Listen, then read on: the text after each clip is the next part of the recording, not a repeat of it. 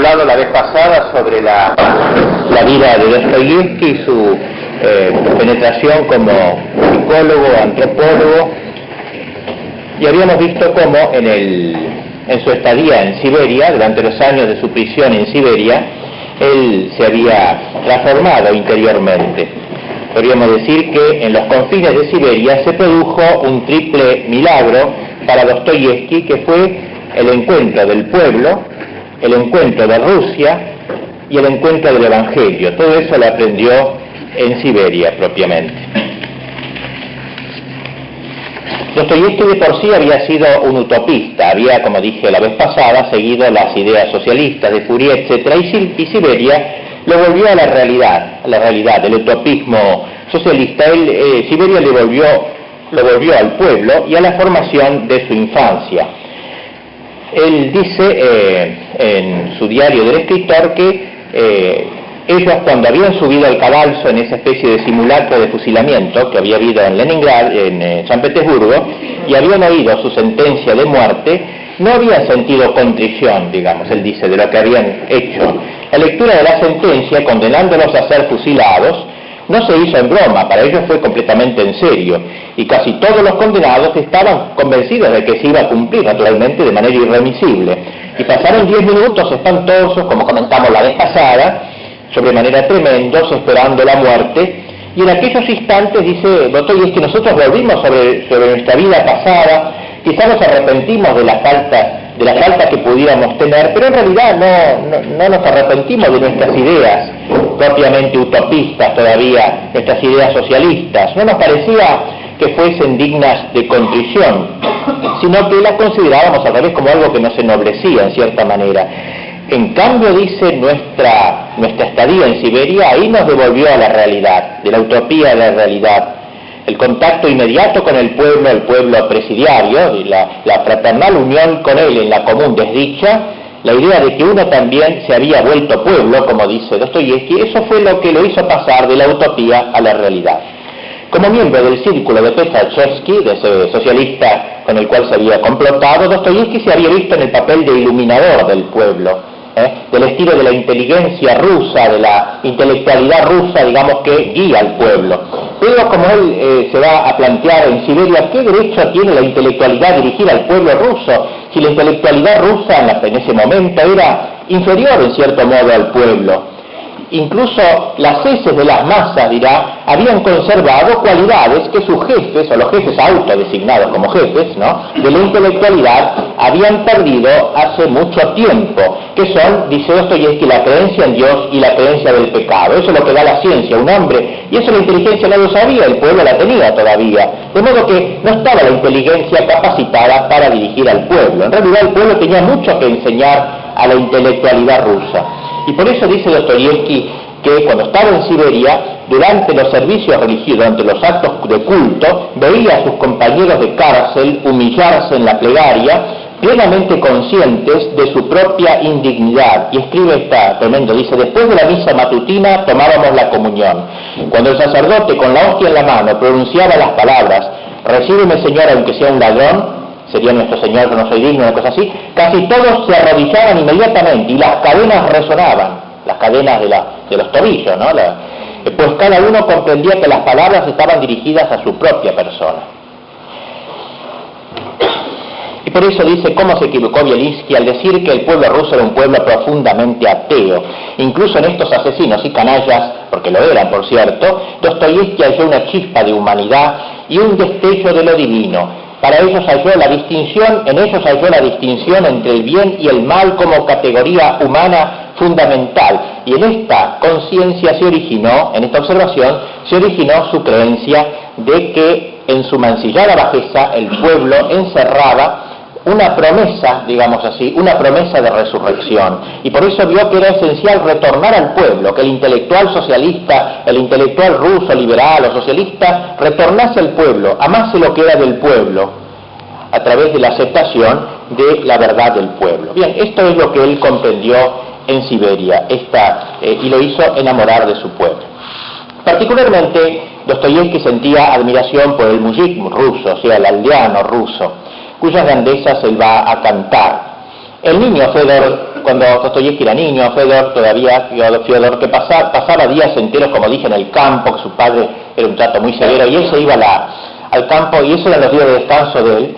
Pasaba días en el campo, andaba a caballo, miraba trabajar a los barbudos mujiks, aldeanos, sucios, de ojos límpidos como niños, de manos callosas, y los acribillaba a preguntas, como hace todo chico, les pedía montar a caballo, les pedía manejar el arado y la guadaña, y se sentía cómodo con ellos. Y así desde chico Dostoyevski empezó a descubrir con fascinación al pueblo ruso, al pueblo simple, al pueblo rudo, por quien toda su vida conservaría un amor apasionado. Y sería a ellos a quienes volvería cada vez que quisiera retemplar su fe en la misión santa de Rusia. No a los funcionarios con galones, no a la aristocracia refinada, a la inteligencia rusa, sino a ellos precisamente, a esos hombres con caras arrugadas, a esas espaldas encorvadas.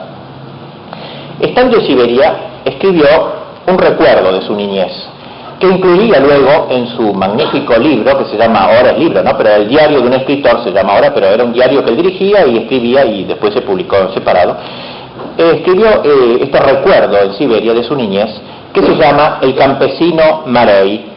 Y voy a leer este texto porque realmente es me parece que es muy convincente de lo que él pensaba. Dice: no se lo puede llamar historia, es solo un antiguo recuerdo. Tenía yo 9 años, vagaba por detrás de los pabellones, miraba la empalizada que rodeaba nuestra prisión, ahora habla de Siberia, y contaba sus palos y me aburría, y un día se me acordé de eso que me había sucedido en mi infancia a mis 9 años. Se me vino a la imaginación agosto en nuestras tierras, un día seco, claro, un tanto frío y ventoso. El verano toca a su fin y pronto tendremos que volvernos a Moscú para aburrirnos todo el invierno estudiando francés. Y con qué pena abandono yo el campo. Vagaba a espaldas de la era y más allá por la cañada, de la que al otro lado arrancaba una espesura compacta que se extendía hasta el bosque. Cada vez me iba adentrando más en la maleza cuando de pronto oigo que como unos 30 pasos de distancia está arando un labrador solo. Yo no sé, tiene que arar la cuesta escarpada de un barranco, el caballo sube con fatiga y más de una vez llega a mis oídos su grito espoliante: ¡vamos, vamos! Conozco a todos nuestros labriegos, pero no sé cuál es ese que ahora está arando, aunque después de todo es igual. Estoy sumido por completo en mi propio trabajo porque yo también estoy atareado. Me ocupo en arrancar una rama de nogal para hostigar con ellas a las ranas. Son tan lindas las ramas de nogal, mejores que las de abedul. También me atraen los escarabajos, demás bichitos, hasta tengo una colección de ellos. Los hay tan lindos. También me gustan los lagartitos rojo-amarillos con motitas negras. Las culebras me daban miedo. Solo que las culebras abundan menos que los lagartos. Setas hay aquí pocas, hay que ir a buscarlas al bosque de abedules, y me levanto para encaminarme al bosque por entre los jarales. En toda mi vida me ha gustado nada tanto como el bosque, con sus setas, sus frambuesas, sus escarabajos y avecillas, erizos y bellotas, y ese húmedo olor a hojas podridas que siempre me encantó. Ahora mismo, en tanto escribo, vuelo con toda realidad, me acuerdo de mis 9 años, aspiro el aire de nuestro bosque de abedules, pues esas impresiones duran toda la vida. Gran literato siempre, ¿eh? Esto es un artículo nomás de... Cuando de repente, dice, en medio del profundo silencio, oigo, de un modo distinto y claro, este grito: ¡que viene el lobo! Lanzo otro grito de espanto y corro enseguida a la pradera al lado del peón que araba. Era nuestro campesino Marey. No sé si sería ese su nombre, pero entre nosotros todos lo llamábamos así. Era un hombretón de unos 50 años, recio, muy corpulento, con una larga barba rubia, clara, ya muy encanecida. Yo lo conocía, pero no había hablado nunca con él. Al oír mi grito detuvo el caballo y se quedó quieto. Yo me apresuré a bajar la cuesta en su busca, y para no caerme, con aquella carrera loca, me agarré a toda prisa con una mano al timón del arado y con la otra a su manga. Él se agachó hacia mí y entonces se dio cuenta de mi susto. ¡Que viene el lobo!, gemí, desalado. Él alzó la cabeza y miró sin querer en torno suyo. Por un instante me dio crédito. Dieron ese grito, alguien gritó: ¡que viene el lobo!, añadí temblando. ¿Que viene? ¿Pero dónde está? ¿Qué lobo es ese? Eso ha sido una imaginación tuya. ¿Cómo va a haber aquí ningún lobo?, dijo a media voz entre sus barbas, como para tranquilizarme. Pero yo cada vez temblaba más con todo el cuerpo y me hacía con más fuerza su blusa de campesino y me parecía que estaría muy pálido. Él me miró con inquieta sonrisa. Era indudable que se le había contagiado mi emoción. Pero hay que ver. Pues no te has asustado. Vaya, vaya, dijo moviendo la cabeza. Basta ya, chiquillo, hay que ser juicioso. Tendió la mano y me acarició las mejillas. Ya está bien, muchacho, Cristo está contigo, haz la señal de la cruz. Pero Pero yo no la hice, me temblaban los labios. Esto pareció asombrarle mucho. Lentamente alzó su grueso dedo corazón sucio de tierra y con mucho tiento me tocó los labios trémulos. Pero hay que ver, vaya, vaya, dijo riendo, era la suya una risa especial, de maternal ternura. Dios santo, pero eso es. Al cabo comprendí yo que aquel grito de que viene el lobo había sido cosa de mi fantasía. El grito había sonado tan claro y distinto que no había duda alguna, pero yo sabía que ya otras veces me había parecido oír gritos cuando en realidad todo estaba silencioso. Más adelante se me quitaron estas alucinaciones de los años infantiles. Bueno, me voy, dije por fin luego que hube cobrado algún valor, pero volví a mirar a Marey con ojos interrogantes y tímidos. Sí, anda, vete, que yo miraré por ti, no dejaré que el lobo te agarre, añadió con la misma sonrisa maternal. Anda, Cristo es contigo, vete ya, y me santiguó con su dedo sucio de tierra, y luego se persignó él también.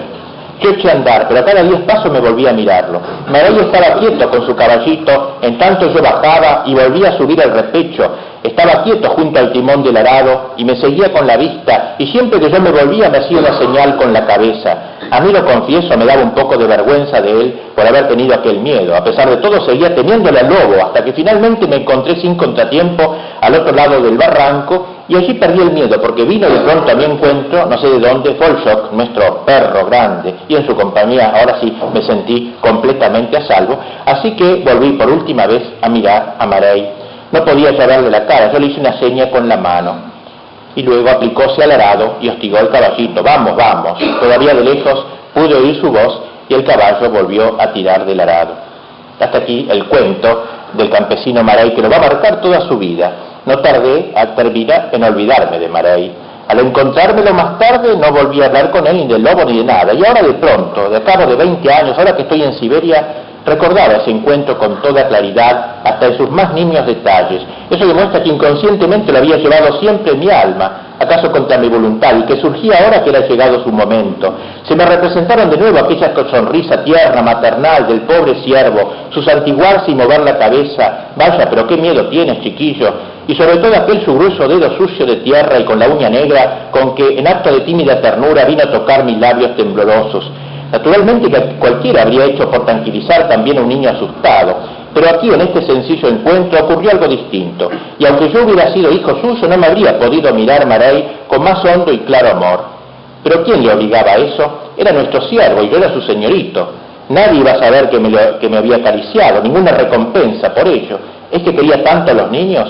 Hay personas así. El encuentro tuvo lugar en el campo solitario y solo Dios podía saber de qué profundo, santo sentimiento, de qué suave ternura casi femenina puede estar henchido el corazón de un tosco mujik ruso de ignorancia bestial. ¿No sería eso lo que quería decir Konstantin Aksakov al hablar de la honda, íntima cultura del pueblo ruso? Hasta aquí el cuento de Marey.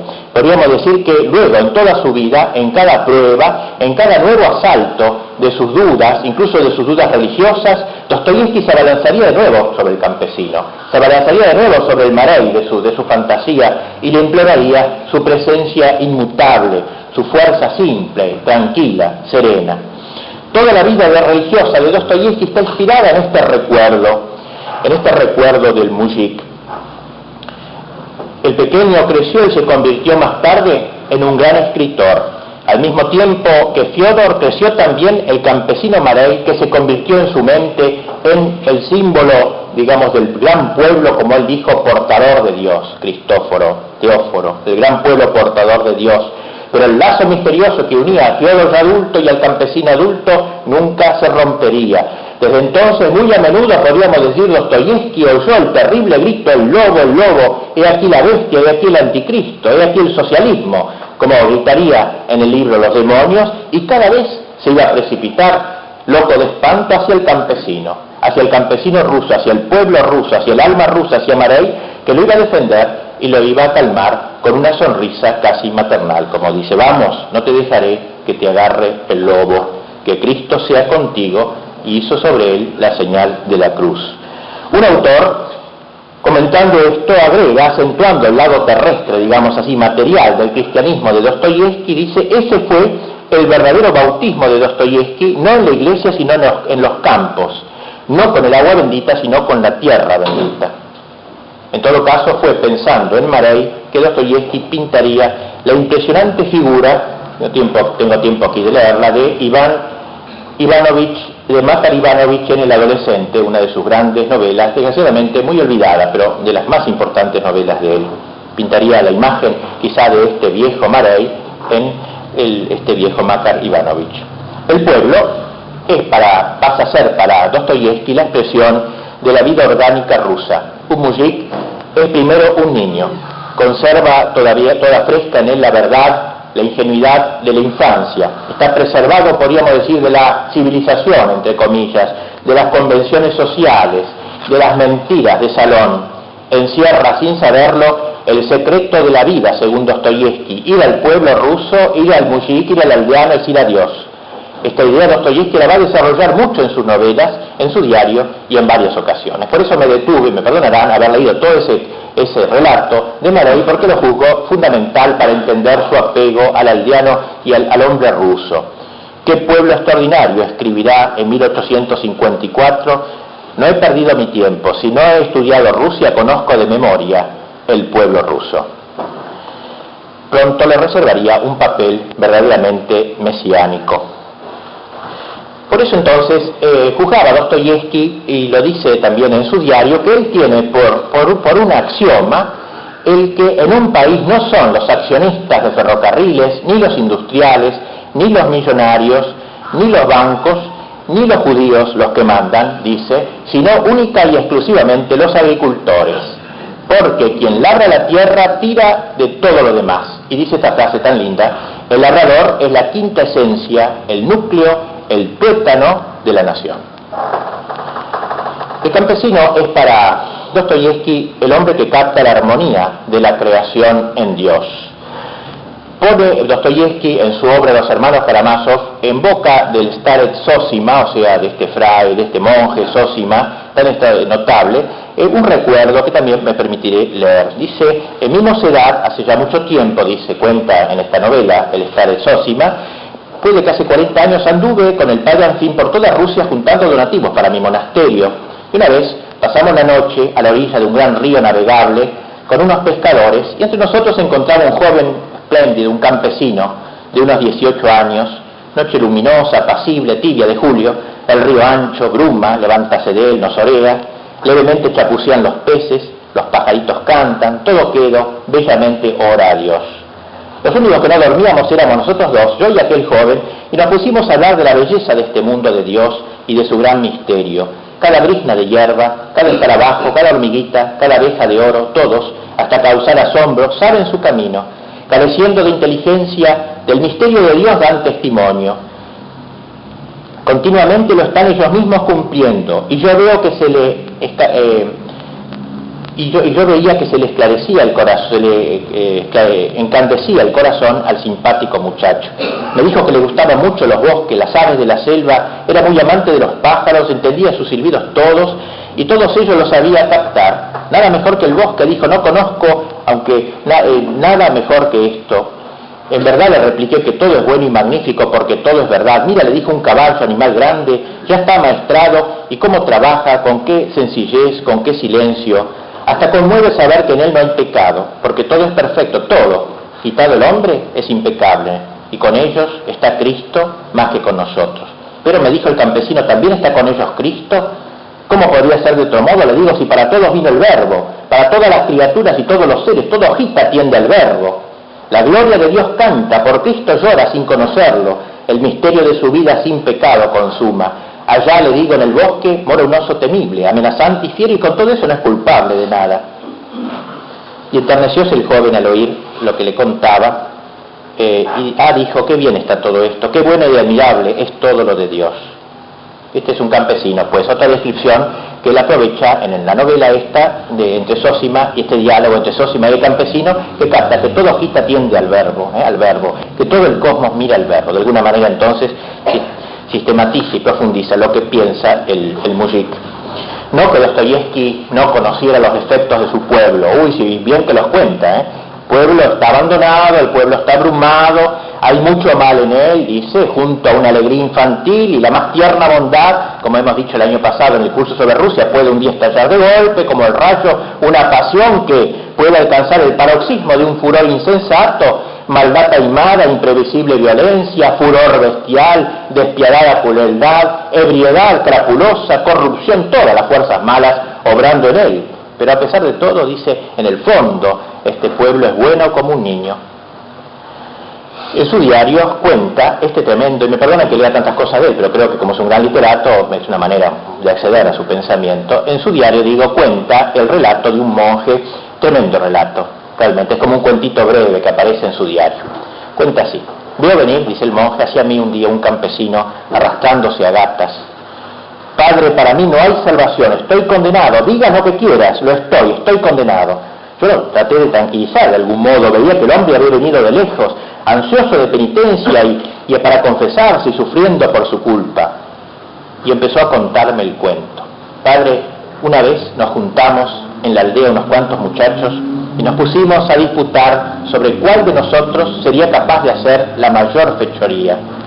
Yo me jacté de vencerlos a todos en ese terreno. Entonces fue otro muchacho y se me acercó y en secreto me dijo: mira, tú hablas siempre a tontas y a locas, todo eso son balandronadas. Quise jurar, pero él me atajó: no, aguarda. Dijo: no es eso, júrame por la salvación de tu alma hacer todo lo que yo te diga. Lo juro. Bueno, dijo él, tenemos encima la cuaresma, prepárate para comulgar. Toma la hostia, pero no te la tragues. Después te levantas, te apartas a un lado, te sacas la hostia, la guardas en la mano y luego yo te diré lo que has de hacer. Yo fui y lo hice así mismo. De la iglesia me llevó derecho a la huerta, tomó una estaca, la clavó en el suelo y me dijo: ponla aquí. Yo puse la hostia encima de la estaca. Ahora ve y tráete una escopeta, dijo. Yo fui y se la llevé. Cárgala, dijo. La cargué. Apunta y tira. Alcé la mano y apunté. Y en aquel momento, al disparar yo, se me apareció de pronto el Señor en la cruz. Entonces me desplomé sin conocimiento. Y el Starets comentaba: a veces el ruso ya no conoce límites. Trátese de lo que se trate, amor, vino, vanidad, envidia o disposición de ánimo aturdida propia de una francachela, el ruso suele entregarse sin reparo al momento, siendo capaz de romperlo y destrozarlo todo, de desprenderse de todo, de la familia, de la moral, de Dios. Más de un hombre de buen corazón puede tocarse en una vil y cerrar de ojos en una bestia, y un criminal, como se haya dejado arrebatar de ese torbellino, de ese para nosotros fatal torbellino ruso de autonegación y autodestrucción instantáneas, convulsivas, que siempre, por su desdicha, han sido peculiares del carácter ruso. Pero con la misma violencia, con la misma desaforada ansia de enmienda y penitencia acierta el pueblo, lo mismo que el individuo ruso, a salvarse, salvándose generalmente en el momento en que ya ha llegado al último límite, o sea, cuando ya no puede ir más allá. Pero es sobre todo característico que el retroceso, que trae como consecuencia la enmienda, la salvación, sea siempre más vigoroso que el primer envite que le impulsara a la negación y a la destrucción de sí mismo. Esa mutación primera es casi siempre una especie de pusilanimidad o una humorada, mientras que el retroceso, con la contrición y salvación en virtud de la propia energía, es siempre algo grande, y ahí se abandona el pueblo ruso con el ímpetu más potente, magno y serio, mirando entonces con menosprecio su anterior acto de negación. Y por tanto entonces, dice Dostoyevsky que si bien su pueblo está lleno de faltas y lleno de pecados, es un pueblo capaz de llorarlos, capaz de convertirse. En el día del pecado aparecerá como sobre él, tendrá esta aparición ultraterrena, como tuvo este chico en la hostia, y entonces volverá, dice el pueblo en sí, y se acordará de sus deberes para con su Dios. En todo caso se salvará, aunque hubiera llegado ya al filo mismo del abismo, se salvará y no salvará, pues digámoslo una vez más, la luz y la salvación vendrán de ese pueblo. Entonces esta mezcla, pues, no que se cierre la realidad, no que alabe a Rusia, al pueblo ruso como si fuera impoluto, sino que conociendo bien lo que es, pero conoce también esa capacidad de contraste que va a pintar Dostoyevsky en todas sus novelas, de gran pecador y de pasar a asceta y a santo a través del dolor y del sufrimiento. Esto lo ha captado plenamente. Se trata de un pueblo ortodoxo. Él va a decir que la mayor riqueza de su pueblo es la ortodoxia, de alguna manera. En su mismo diario dice que a toda su tierra, a todo su pueblo, a Rusia entera, se la bautizó con el nombre de cristiandad. Entonces le dije, creo, el otro año, que en ruso el campesino se llama cristianin, se lo llama así al campesino, tan cristiano es que se lo llama cristianin. Y por eso dice la ortodoxia no es para él una cosa de iglesia y de rito, sino una especie de sentimiento vivo, una especie de energía vital, dice, sin la cual no es capaz de subsistir mi nación, no es capaz de subsistir mi pueblo. Y por eso en Demonios, en esa gran obra de él, dice Shatov, uno de los personajes, la finalidad de todo movimiento de un pueblo en toda nación y periodo de su vida es únicamente la búsqueda de su Dios, irremisiblemente suyo, y la fe en él como en el único verdadero. Eso sería la finalidad de todo movimiento de un pueblo, y el pueblo ruso precisamente se ha afincado en Dios. Ahora, al lado, dice Dostoyevski en el diario, se pone él mismo una objeción. Bueno, dice, pero ¿qué tanto decir que el pueblo ruso es ortodoxo? Me pueden decir que mi pueblo no conoce la doctrina, ni siquiera sabe rezar a veces, sino que se postra ante una imagen y masculla algún disparate a veces acerca del Viernes Santo, mezclándolo con una labra de Kiev. Pero no se trata de eso, que esa gente no entiende nada de la ortodoxia, porque esa gente, aunque no le hayan enseñado en la escuela, conoce a nuestro Señor Jesucristo. Lo conoce, dice, porque ha sufrido durante muchos siglos y siempre en medio de su dolor, desde los tiempos más remotos hasta hoy mismo, nunca dejó de oír hablar de ese Señor Jesucristo a sus santos que laboraban en su pueblo, y que dice que laboraban en su pueblo y salían a la defensa de la tierra rusa, y que ahora lo recuerdan en sus leyendas, hasta esto que habían expuesto su vida, ahora lo recuerdan sus nombres y oran en sus sepulcros. Crean, dice ustedes, que en este sentido hasta las clases más ignorantes de nuestra nación son mucho más cultas de lo que ustedes, señores sabiondos, dice, en su desconocimiento suponen y pueden que más cultas que ustedes, aunque hayan aprendido el catecismo. Aunque ustedes hayan aprendido el catecismo y ellos quizás no lo sepan. Esto recuerda un poquito de, aunque en otro sentido, aquellos recuerdan de Chesterton, que decía, caminando yo por los valles, por los caminos de Castilla, al ver cómo era el castellano, el hombre de aldea, dice, Dios mío, qué cultos estos analfabetos, decía Chesterton. Bien. De alguna manera entonces este pueblo cree en Cristo. Ese sentimiento de Cristo, dice Dostoyevski, lo ha heredado el pueblo de generación en generación y ha llegado como a formar parte de sus propias entrañas. Puede que sea Cristo, dice, el único gran amor del pueblo ruso, si le quitamos todos los demás, al que ama a su manera, es decir, hasta el dolor. Por esto considera como el más grato de sus títulos el del pueblo ortodoxo, como pueblo que comulga en Cristo de un modo, digamos, total. Es casi lo único de que nuestro pueblo se muestra orgulloso. De lo demás dice, no tanto. Y así hace decir al Astaret Zósima, quien no cree en Dios, en el pueblo de Dios, tampoco cree. Quien cree en el pueblo de Dios, contempla también su santidad, aunque hasta entonces no haya creído en ella. Solo el pueblo y su futura energía espiritual habrán de convertir a nuestros ateos que reniegan de su patria.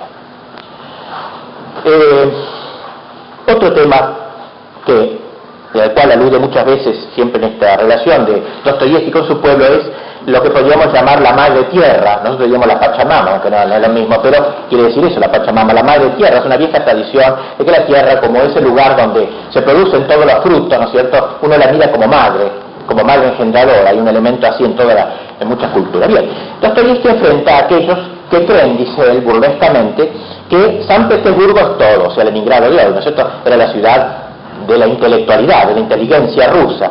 ¿Qué ocurre ahora en Petersburgo? Dice, hemos llegado al extremo de que Petersburgo se cree que es toda Rusia. Y este error se va agravando de generación en generación. Quieren seguir el ejemplo de París, ellos. Pero tendremos la vista por encima de Petersburgo y tendremos ante nosotros, dice, ese ancho mar de tierra rusa, un océano sin orillas. Pero mira, dice Dostoyevski, el hijo de padres petersburgueses niega con toda tranquilidad ese mar de pueblo ruso y lo trata como algo pasivo e inconsciente, nulo desde el punto de vista espiritual y en todo caso de un atraso supremo. Ellos se dedican a bailar en San Petersburgo, dan lustre al piso, van lustrando el piso con sus bailes. Se forman en San Petersburgo los futuros hijos de la patria, lo dicen entre comillas, y los funcionarios de Petersburgo estudian a su patria en los negociados. Claro que algo aprenden, dice, al fin y al cabo, en ellos, solo que no Rusia, aprenden otra cosa, aprenden algo totalmente distinto, algo muy particular, y este algo distinto y especial atará luego a Rusia. Pero en realidad, dice, ese mar de pueblo se mueve según sus propias leyes y cada vez se va distanciando más de la intelectualidad.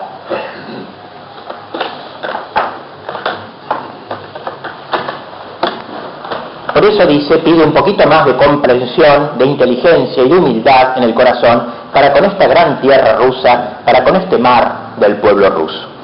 Para Dostoyevski la tierra tiene un valor cuasi sacramental, lo pone en boca de un presunto dialogador con él. Si he de decirle, le dice, todo mi pensamiento, a mi juicio, los niños, es decir, los niños de verdad, deben engendrarse sobre la tierra y no sobre el pavimento.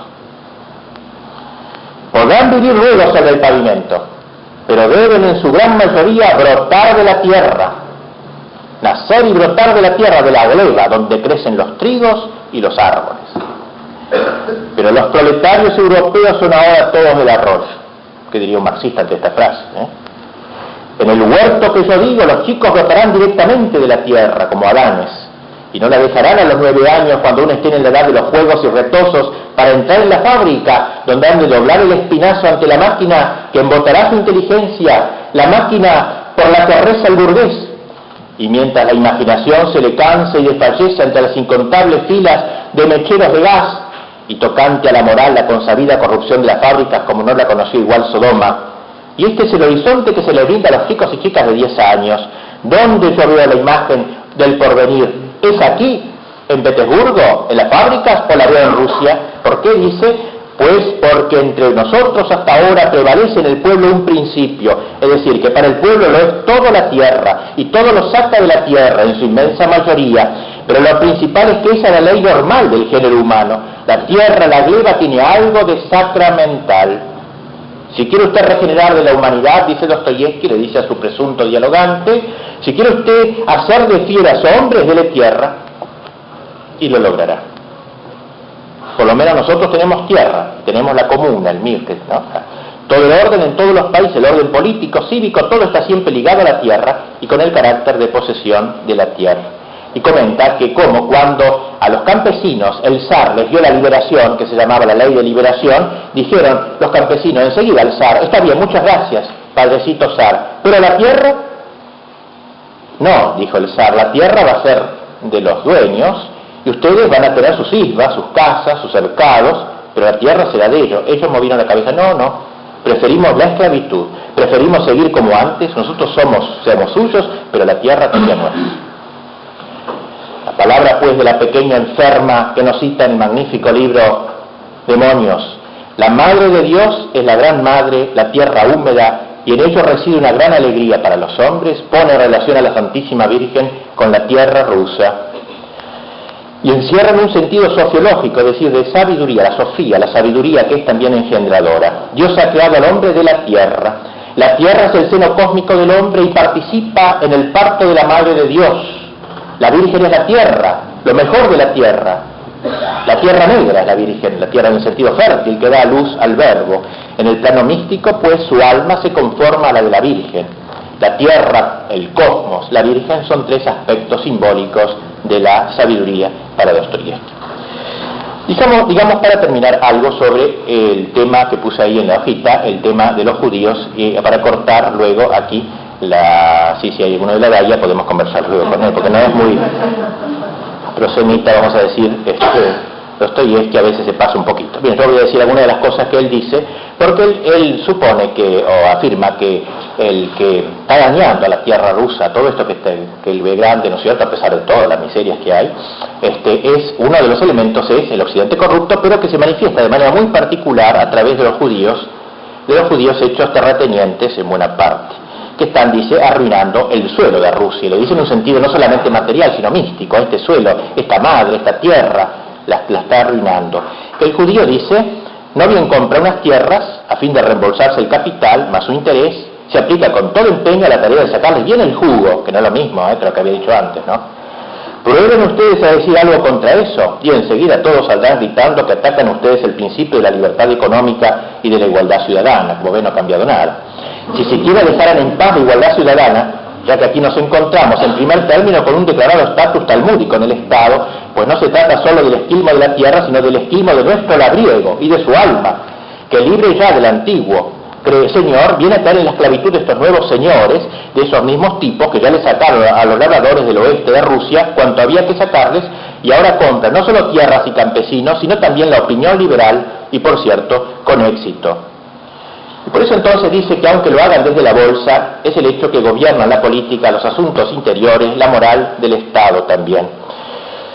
Claro que a esto, dice él, me contestará que, bueno, están todos cegados por la rabia, los judíos, que todos mienten, pero dice un poquito raro que todos, del primero al último, estén animados de esta inquina. ¿Habrá algún fundamento? Dice Dostoyevsky, todo significará algo también.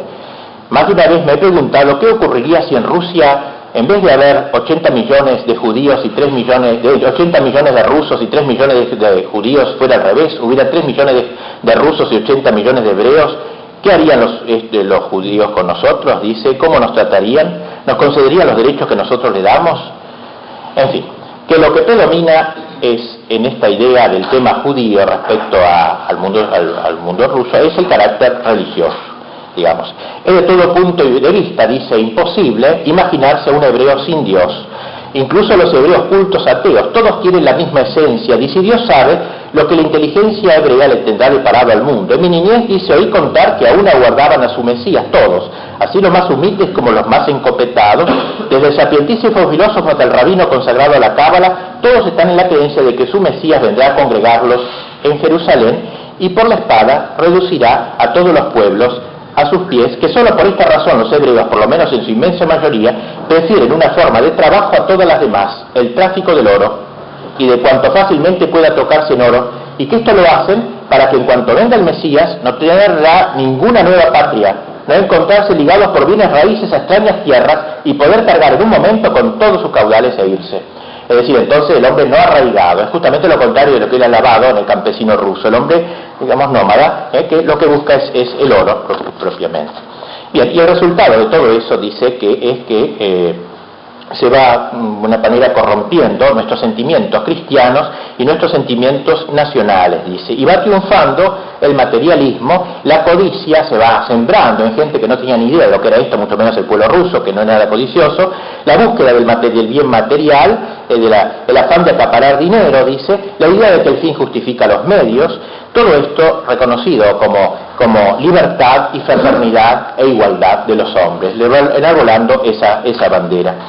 Por eso entonces, dice, los hebreos ricos dominan cada vez más a la humanidad y se esfuerzan por imprimir al mundo una faz hebraica y comunicarle su esencia.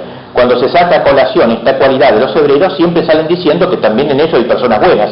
Santo Dios, pero ¿quién dice lo contrario? ¿Se trata aquí de eso? Yo no me refiero aquí a hombres buenos ni malos, yo hablo aquí en general del judaísmo y de la idea judaica que invade al mundo todo en lugar del fracasado cristianismo. El antiguo ideal se deshizo y gastó, el nuevo se cierne aún en la esfera de lo fantástico y en la realidad, y a nuestra vista se ha presentado algo repelente, con un desarrollo antes desconocido en Rusia. El prestigio que se le ha dado a este nuevo poder, el bolso de oro, ha empezado a inspirar miedo incluso a algunos corazones demasiado sensibles, aunque solo fuera por el pueblo, claro. Pero el pueblo, nuestro pueblo, que se compone de 100 millones de almas, esa inerte, pervertida e insensible masa, lo dice irónicamente, en la que ya puso mano el judío, ¿podrá oponerse al monstruo del materialismo que ya le anega en forma de bolsa de oro? En fin, esta es su interpretación, que no sé si a alguno le ha molestado esto que he dicho, pero la que Dostoyevsky tiene del judío, pero no vamos a decir entonces no se trata de un antisemitismo, sino de ver la idea judía, como él dice, así como habla de la idea rusa, hay una idea judía y que la cree muy ligada con la bolsa de oro y cree que eso injerta en el cuerpo de Rusia un fermento que es sumamente negativo para su futuro. Vamos a dejar entonces aquí y la próxima parte hablaremos de la relación entre los intelectuales y el pueblo, creo que es un tema muy interesante, o sea, de los falsos intelectualoides, la intelectualidad francesada, europeizada, y su total divorcio del pueblo, y va a enrostrar claramente esto lo trataremos la próxima, y luego Pushkin, que sería para él el gran literato que encarna el espíritu ruso. Así que ahora un rato de descanso y luego vamos a ver los dos últimos puntos que están en el programa: el pueblo, los boyardos y la inteligencia, y luego Pushkin y el pueblo ruso. Atrás van a traer luego unos bancos para que se sienten los que están de pie, y la próxima vez creo que probablemente sea en la iglesia sacando el Santísimo Sacramento para que todos estén más cómodos, pero hoy había un casamiento, era imposible hacer eso.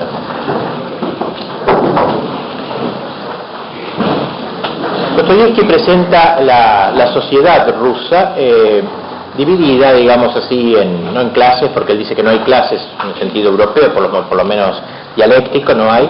El zar en la cumbre, los boyardos, los nobles, lo que sería la nobleza correspondiente a la nobleza europea, y los aldeanos.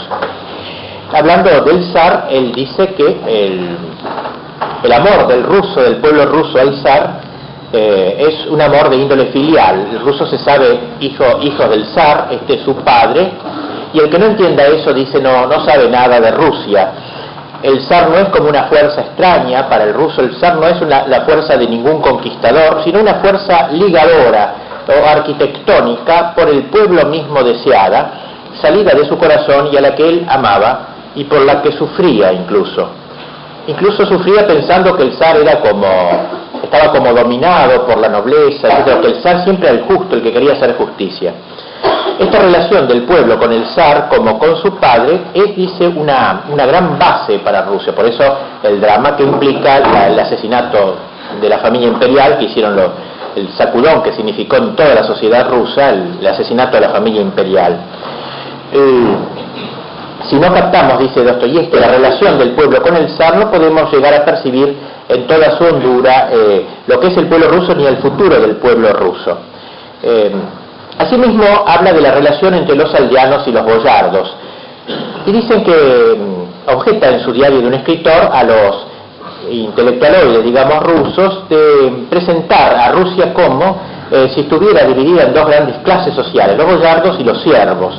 Y esto dice que es completamente falso, porque el boyardo no es comparable con los que pudieran en Occidente quizás haber esclavizado, ni el siervo ruso tampoco cree que es comparable con el siervo de las fábricas europeas, sino que entre estos dos estamentos hay una fácil y natural relación y apacible relación, y que en esto precisamente, dice, nos diferenciamos del clasismo que hay en Occidente. Y si alguna discrepancia surge, por cierto que las hay, son más bien de índole externa, temporal y fortuita, de fácil arreglo y sin raigambre en la tierra rusa, de modo que esta institución, esta relación entre los boyardos y el pueblo, que es ya inmemorial, solidifica la relación entre el zar y el pueblo sencillo. No hay entre nosotros, dice, intereses de clase, por no haber clases en el sentido estricto de la palabra. El alma rusa abomina de la lucha de clases,